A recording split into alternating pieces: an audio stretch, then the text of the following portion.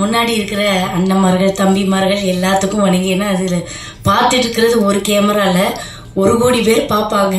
அதுல தைரியமா பேசிட்டு ஒரு பிள்ளை உட்கார்ந்துருக்காளா, எனக்கு ரொம்ப சந்தோஷமா இருக்கு. அதே மாதிரி ஆனந்தராஜ் சார் வந்து நான் சின்ன பிள்ளையில இருந்து பாக்குறேன். நானும்ப்பா சின்ன பிள்ளையில இருந்து பார்த்தேன்ப்பா. அவருக்கு வலையிலேயே இப்ப நான் நடிச்சிருக்கிறது.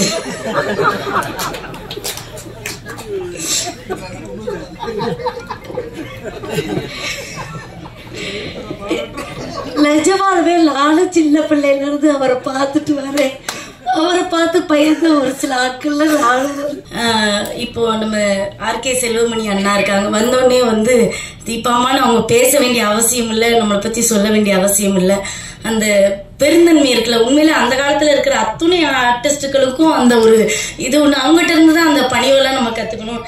அம்மாவா இருக்கட்டும், அம்மாலாம் வந்து அக்கா அம்மாலாம் அடிக்கணும். அது சின்ன பிள்ளைகளுக்கு தான் அம்மா. கரெக்ட் தான்.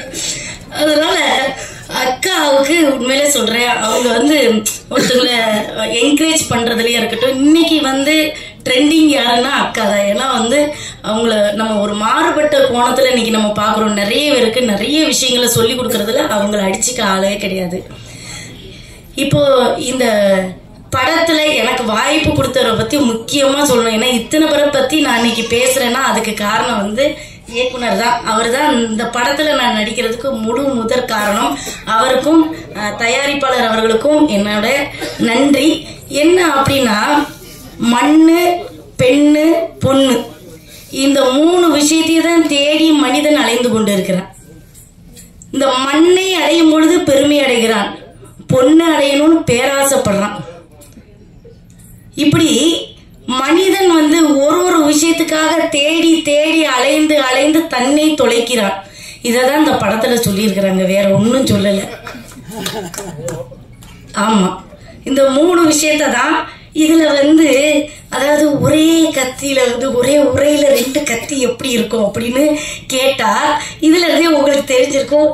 நானும் வந்து ஆனந்தராஜ் சாருக்கு ஒரு பொண்டாட்டி, ஒரு உரையில இருக்கிற கத்தி, இன்னொரு கத்தியை கொண்டு வந்து அதுல எல்லாம் சொருவலாம், எல்லாம் நடக்கும்ன்றதுதான் அந்த படத்துல இன்னும் காமெடியா சொல்லி இருக்கிறாங்க.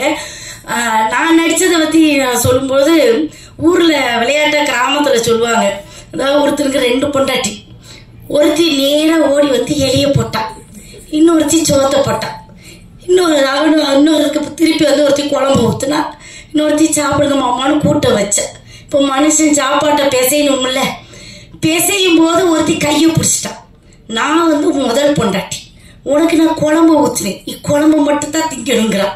இன்னொருத்தி நான் முதல் பொண்டாட்டி, உனக்கு சோறை போட்டேன், நீ சோறை மட்டும் தான் திங்கணுங்கிறா. இப்ப 2ஐயும் போட்டு எப்படி பிசைய முடியும்? ஒண்ணும் பண்ண முடியாது. கடைசியில 2 பேரும் கோவப்பட்டு நாய்க்கு கொண்டு போய் போட்டாங்க. அதனால 2 வச்சுக்கும் போது ஜாக்கிரதையா இருக்கணும்.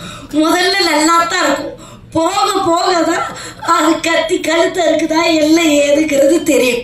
அதே மாதிரி கருத்துக்கள் நம்ம நிறைய சொல்லுவோம். நான் அன்னைக்கு போடல, பாட்டு படிக்கும் போது மறந்துட்டேன், அது ஒப்பிச்சுட்டு தான் நான் உட்காருவேன். எல்லாம் வந்து நான் வந்து ஒரு ஸ்டூடெண்ட், அதனால நீங்க எல்லாரும் தவறா எடுத்துக்கிடாம அந்த பாட்டை இன்னொரு படம் தெளிவா பாடிட்டு மனசார உட்காந்துக்கிறேன்.